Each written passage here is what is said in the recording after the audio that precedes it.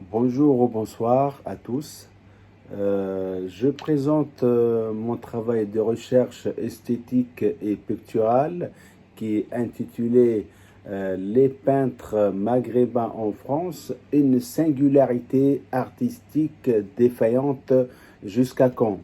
Avant tout, je profite pour remercier la comité organisatrice de cette rencontre en septième session de l'association des artistes de la Casbah de m'avoir invité pour participer à cette septième session.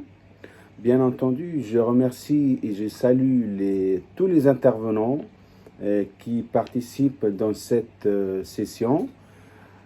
Et je vais commencer par présenter les titres principaux de mon intervention et mes études sur l'art et surtout, comme je viens de préciser, sur les artistes maghrébins en Europe et surtout en France. Donc, les grands titres que je vais présenter sont trois titres principaux avec quelques sous-titres entre les gros titres. Le premier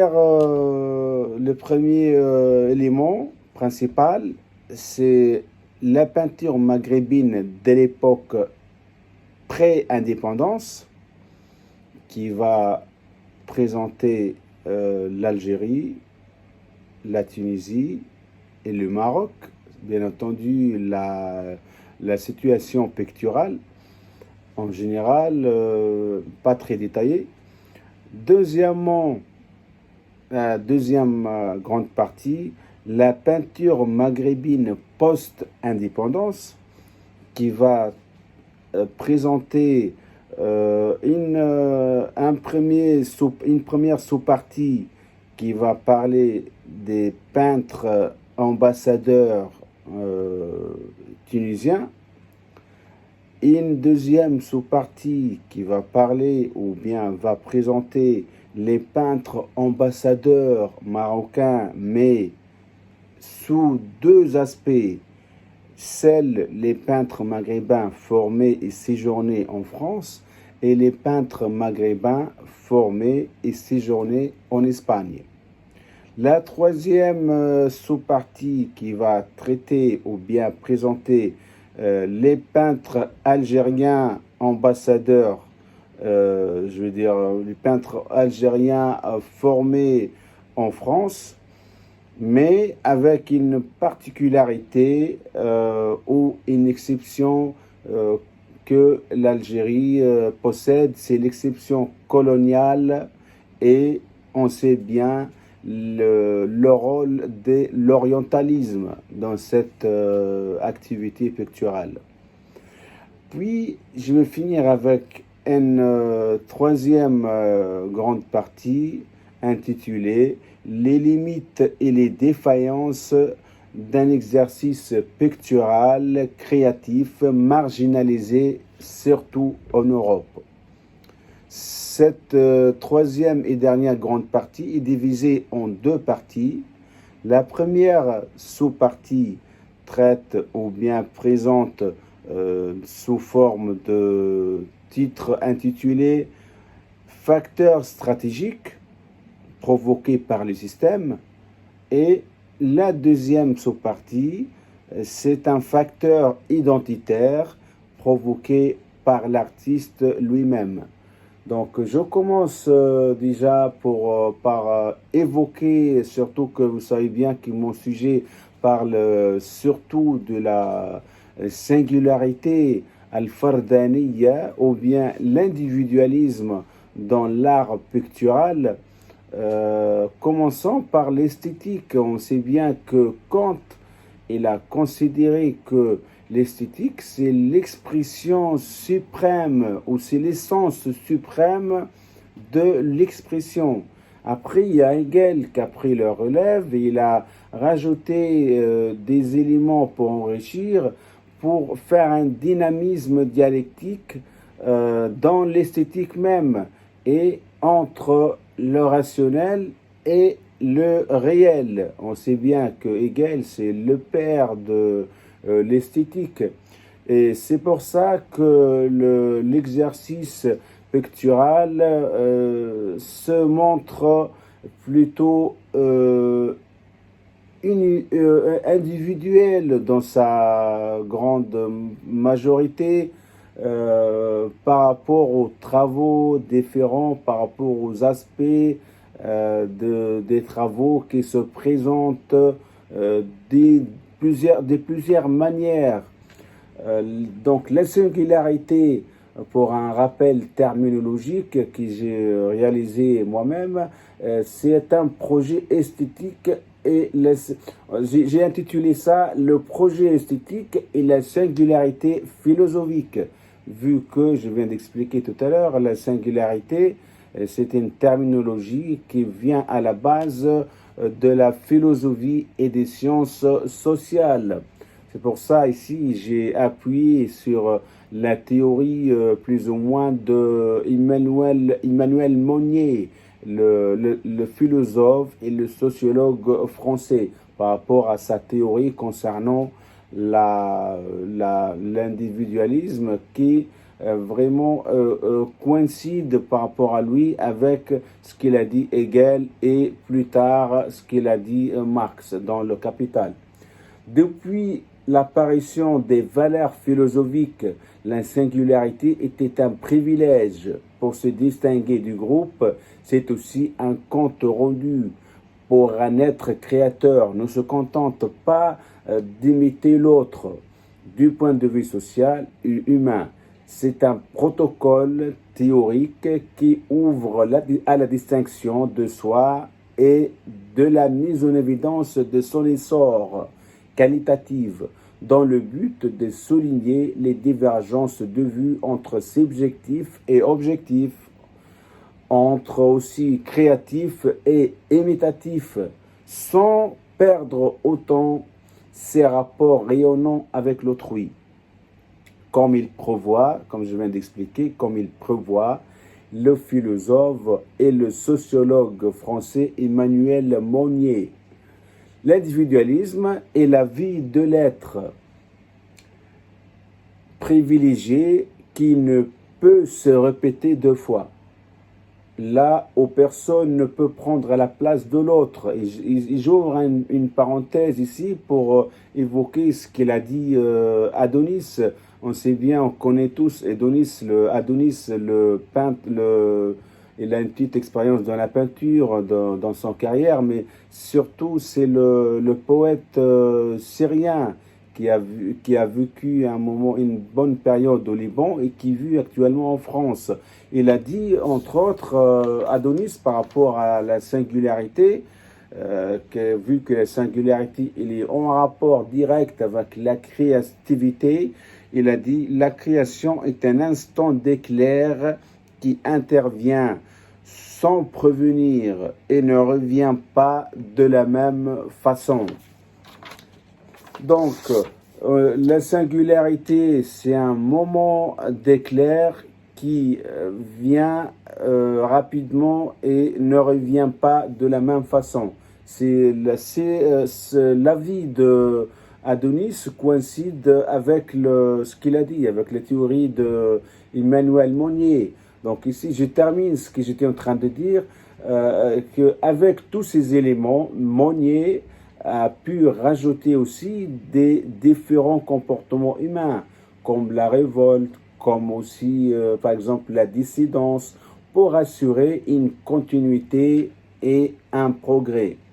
Ce qui nous amène à conclure que la procédure esthétique individualiste suprême de Kant, puis l'esthétique dialectique qui associe le rationnel au réel, selon le philosophe de l'art Hegel, une théorie universelle adaptée à la réalité de l'idéologue, adaptée à la réalité de l'idéologie politique et sociale dans l'œuvre Le Capital de Karl Marx.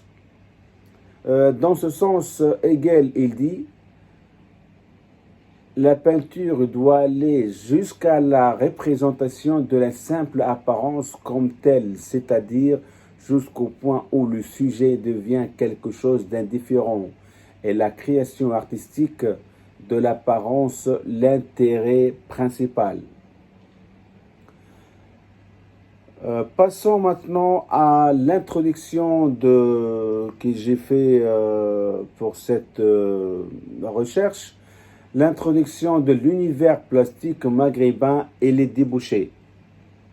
De la Tunisie au Maroc, en passant par l'Algérie, qui présente quelques légers caprices dans l'espace visuel, consolidés par une particularité historique et coloniale. Le projet esthétique et territorial de l'Afrique du Nord se construit peu à peu grâce à l'expérience occidentale fondatrice de plusieurs demeures et centres d'apprentissage de disciplines picturales multiples au Maghreb. La villa Abdeltif, par exemple, ou le palais Abdeltif appelé, qui se trouve à Belouizdad. On sait bien Belouizdad, c'est un banlieue sud d'Alger, dans les faubourgs sud d'Alger, construite au début du XVIIIe siècle, ne fut adoptée l'art et la peinture qu'au début du siècle dernier, c'est-à-dire le XXe siècle, inaugurée par des colons orientalistes en quête d'exotisme. Elle est d'ores et déjà la première demeure de rayonnement plastique dans le territoire, puis intervient l'école de Tunis, fondée en 1939 par le peintre français vivant en Tunisie Pierre Boucherle, qui a su importer et apporter des techniques basées sur les contrastes entre les formes et l'espace, entre le corps et le décor, avec une palette plus ou moins dosée et harmonieuse, reflétant l'ouverture équilibrée de l'horizon méditerranéen dans sa splendeur. Intervient ensuite le groupe de Casablanca, créé au milieu du XXe, exactement vers 1970, avec son expérience remarquable et interchangeable, qui a élaboré une personnalité plastique solide et profonde, possédant une palette de richesse inégalée, une sorte de mosaïque de plateforme entre les couleurs africaines de qualification semi-fauve, chaude et bien sûr dense d'une part, et les détails arabesques et andalouses dans une simultanéité amicale rappelant les Mouahidines ou Al-Mourabitines, surtout à Fès, la première ville culturelle médiévale du pays. D'autre part, une identité picturale en France et Espagne rend le Maroc une plateforme incontournable d'art et de savoir entre l'Afrique et l'Europe. L'histoire de l'art nous réserve encore quelques trésors ornementaux d'empreintes purement espagnoles, franquistes, implantés dans les villes du Nord comme Tétouan et Tanger. On sait bien, Tanger, c'est la ville qui relie la Méditerranée et l'Atlantique. C'est un carrefour vraiment d'art et de culture. Une métamorphose qui a favorisé l'apprentissage et l'installation de quelques artistes considérés comme des indigènes en Europe, mais aussi dans leur pays natif, comme l'exemple de l'Algérie.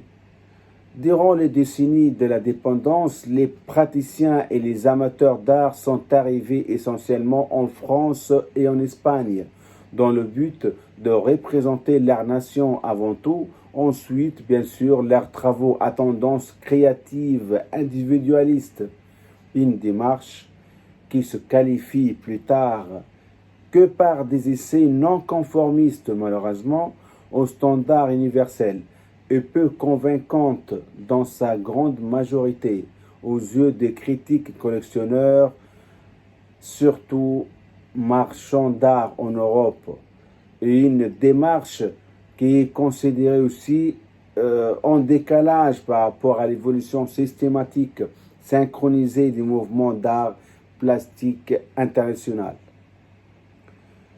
Maintenant, je vais passer à ma première grande partie. C'est en fait, ça concerne les thèmes d'études. Il y a trois grands thèmes, comme je viens de préciser au départ. La première grande partie, c'est la peinture maghrébine de l'époque pré-indépendance. On va voir les symptômes de l'art moderne au pays du Maghreb, la création de différentes maisons et écoles d'art territoriales, en commençant par l'Algérie. L'Algérie, il a une particularité historique, c'est une colonie française.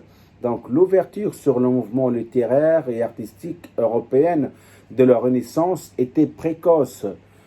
Des grands philosophes, lettrés et peintres ont vu le jour dans la colonie, notamment l'écrivain et le penseur Albert Camus, par exemple, qui est né en 1913, à Mondovì. On sait bien les noms des villes, c'est des noms français, vu que la France, elle a même changé l'appellation des villes.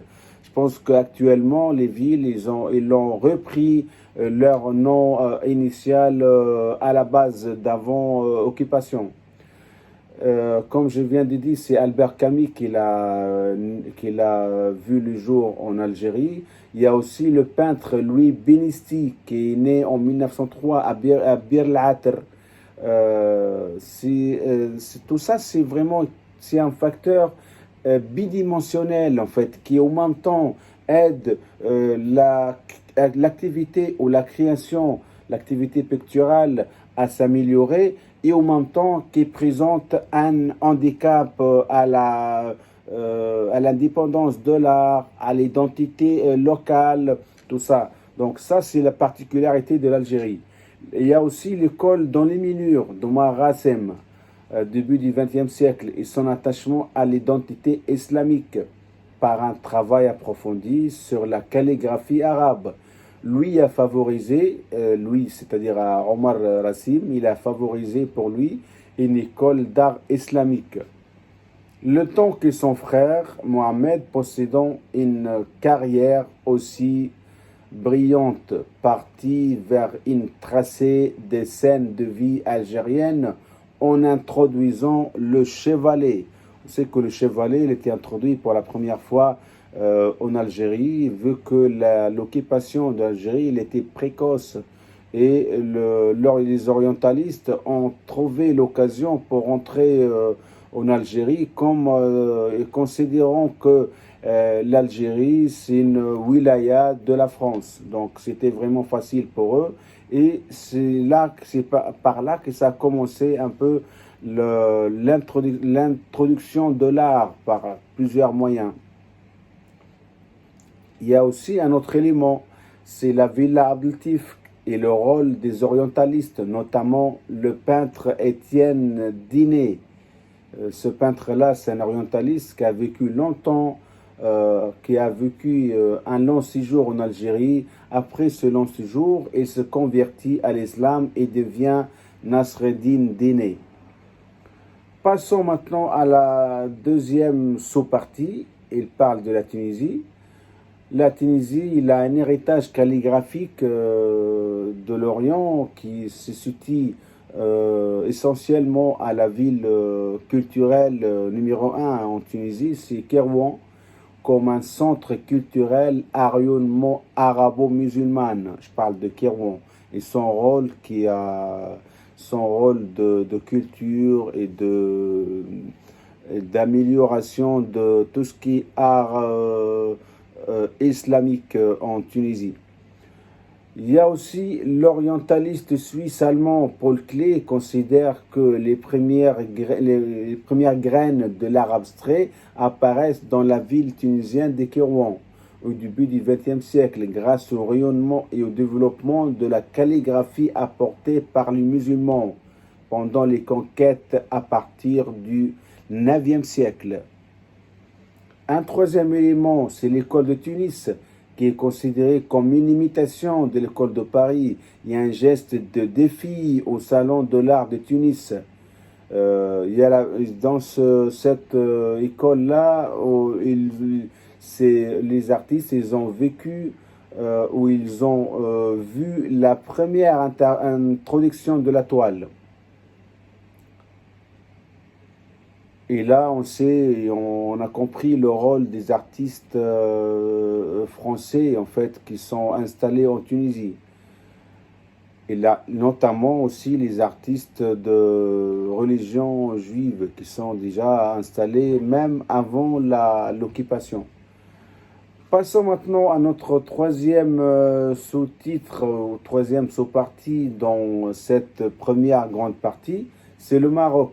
Le Maroc, c'est plutôt l'influence des artistes étrangers sur la création de l'image locale. Il y a aussi une scène picturale partagée entre la France et l'Espagne depuis les années 50. C'est les premiers signes de l'apparition de la peinture. Il y a aussi le groupe de Casablanca, fondé en 1970, avec des œuvres prometteuses traduisant une palette chromatique exotique et un coloriage de profondeur africaine et de cadre occidental. Il y a aussi un autre élément, c'est le dernier élément dans ce sous-titre, c'est la fin du travail collectif et le rayonnement du projet individualiste au Maroc, en France et en Espagne, suite à des questionnements sur l'art et sur le destin pictural. Je passe comme ça à ma deuxième grande partie. La deuxième grande partie, c'est une partie plus détaillée qui parle des artistes exemples que j'ai choisis pour montrer qu'il y a certains artistes qui ont réussi malgré les difficultés, malgré les problèmes identitaires, malgré la langue. Il y a certains artistes qui ont réussi à représenter leur pays et aussi, bien sûr, représenter leurs travaux eux-mêmes déjà à la base. Donc la deuxième grande partie, c'est la peinture maghrébine de l'époque post-indépendance. Les manifestations des projets artistiques maghrébins en France, c'est-à-dire ça représente vraiment, dès l'indépendance, ça commence l'apogée et le rayonnement de l'art pictural qui a tendance à s'orienter vers l'individualisme comme un reflet ou comme un geste de recherche de soi. L'artiste, il a commencé à poser des questionnements pour faire des recherches sur son univers déjà maghrébin, sur son identité, surtout que la période de l'occupation, elle était vraiment, elle était longue déjà avant. Donc l'artiste maghrébin, il a trouvé de l'espace pour s'exprimer après l'indépendance. Il a trouvé un vide. C'est pour cela qu'il a commencé à chercher et à poser des questions lui-même.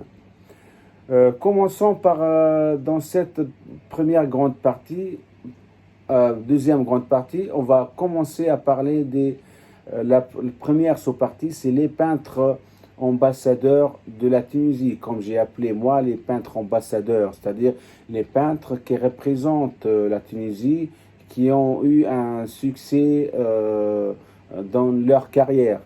Ce que j'ai appelé moi une vitrine qui expose l'art et la vie picturale tunisienne en Europe. On commence par Djeber Mahjoub. Djeber Mahjoub, c'est un artiste, c'est un autodidacte en fait. Il a commencé sa vie comme un boulanger, il a réussi à rejoindre Marseille.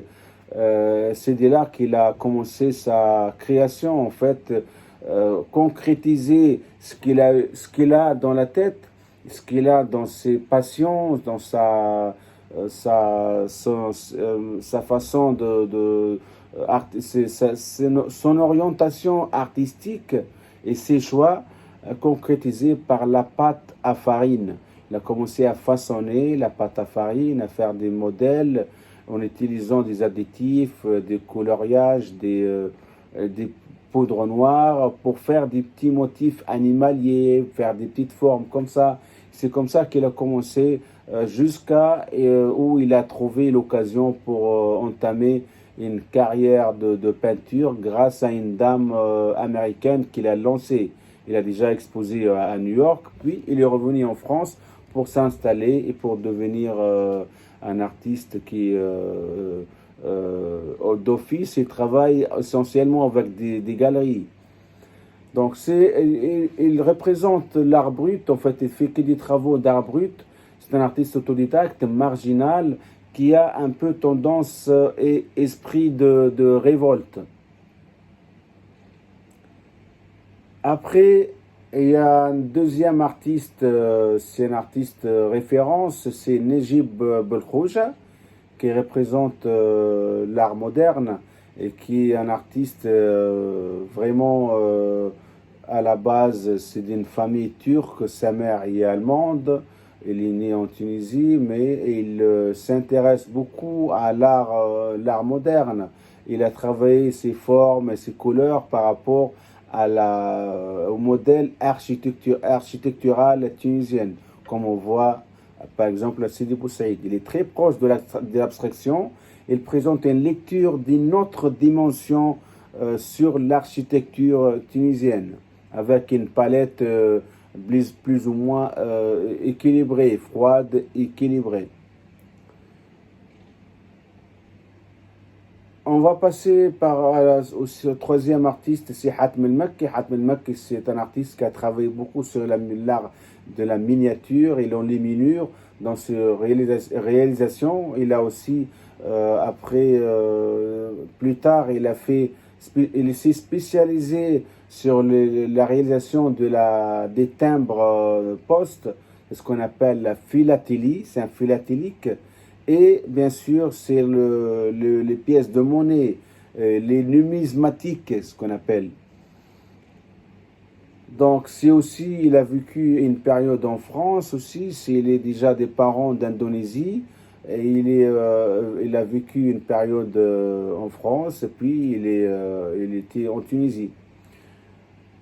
Après ça, on va trouver un artiste qui est un peu plus jeune, qui est Majed Zalil, qui à la base c'est un dessinateur, mais il a touché vraiment plusieurs orientations artistiques, notamment tout ce qui est at-ta'biri, l'expressif, expressionniste, l'art brut un petit peu aussi, la caricature, le dessin. Dessin et art brut, espace approprié, les décors et les sujets, avec des contours graphiques prononcés, un jeu entre l'image réelle et l'image exagérée.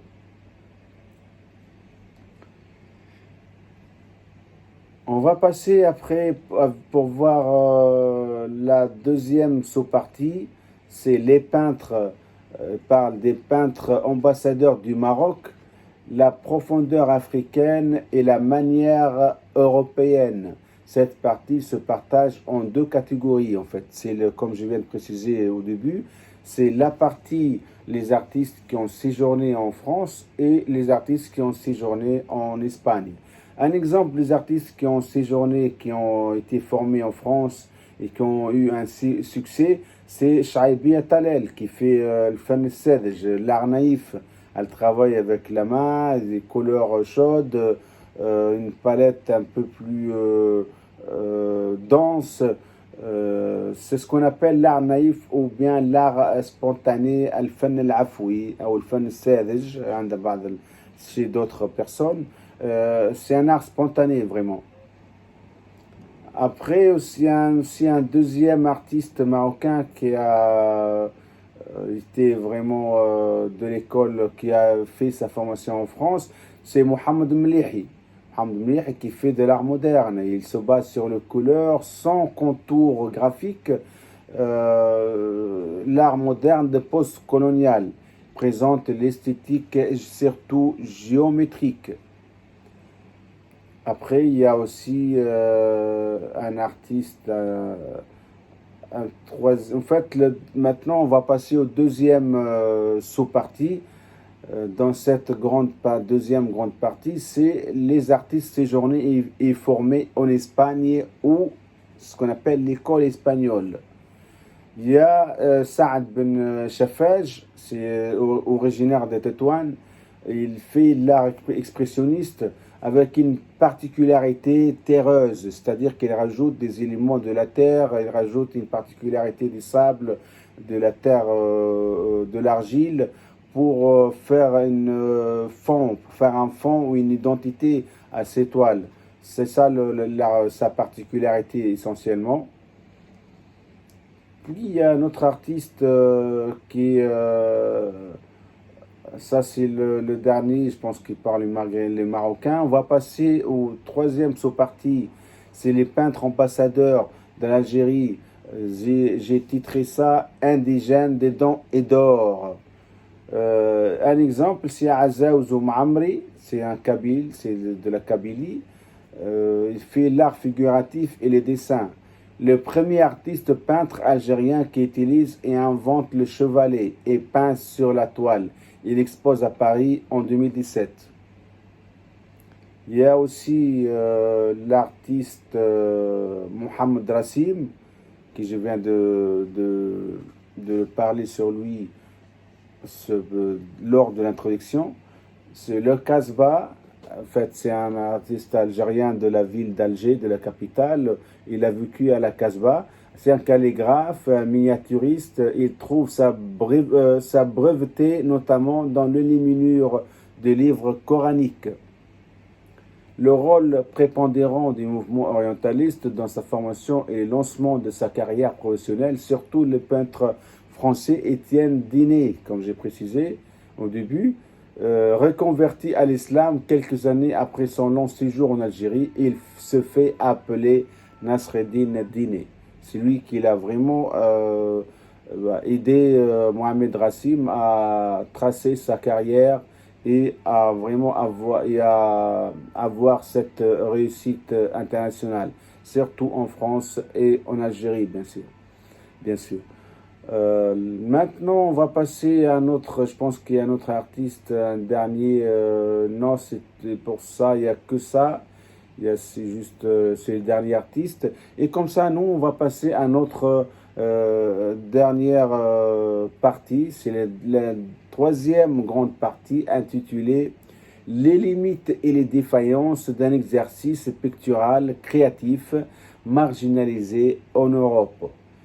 Les causes de la défaillance du projet créatif singulier dans la peinture maghrébine en France peut se résumer en deux facteurs essentiels. Le premier facteur, c'est un facteur stratégique provoqué par le système, notamment, par exemple, considérer l'Europe comme le centre de la création picturale et la source de la naissance et du développement de l'expression artistique, et les Européens comme le pionnier du berceau de la civilisation depuis la naissance du monde grec et du monde romain à partir du XXe siècle avant Jésus-Christ. Une autre particularité, la manque d'estime et le fait de considérer les artistes territoriaux comme des individus amateurs vient de la détermination historique de garder le contrôle sur les arrière-pays.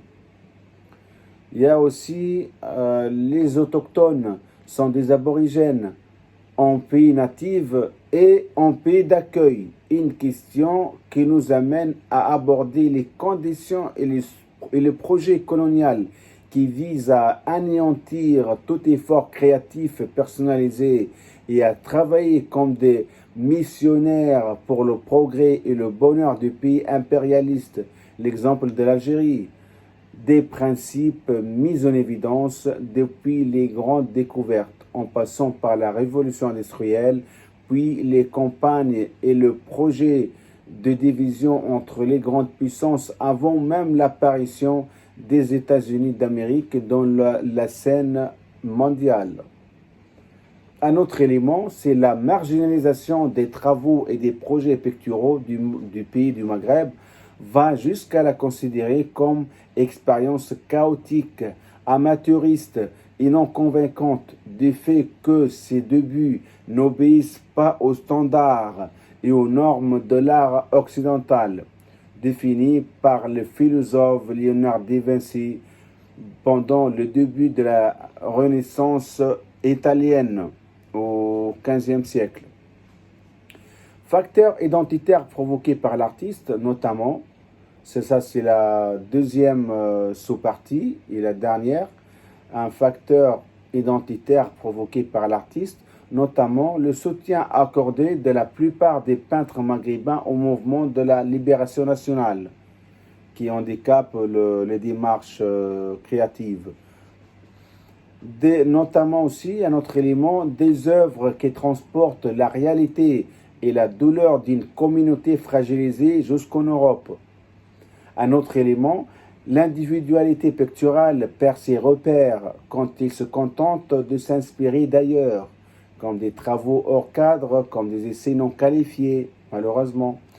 Un autre détail, la langue française et espagnole comme élément handicapant et contraignant d'apprentissage des grandes théories historiques et des techniques universalisées dans l'art plastique, surtout pour les artistes autodidactes, notamment au début de l'avant-garde.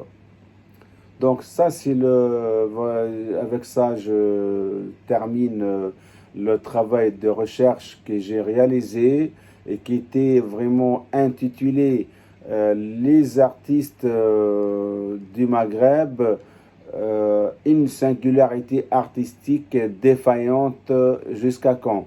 Espérons que ce travail-là va vous plaire et je profite une dernière fois pour remercier l'association des artistes de la Casbah de m'avoir invité et m'offert l'occasion de présenter ce travail, cette étude académique de critique sur l'esthétique picturale, surtout chez les artistes maghrébins vécus une période ou vécu tout le temps en Europe, et en espérant de vous revoir pour une prochaine rencontre ou pour un prochain travail.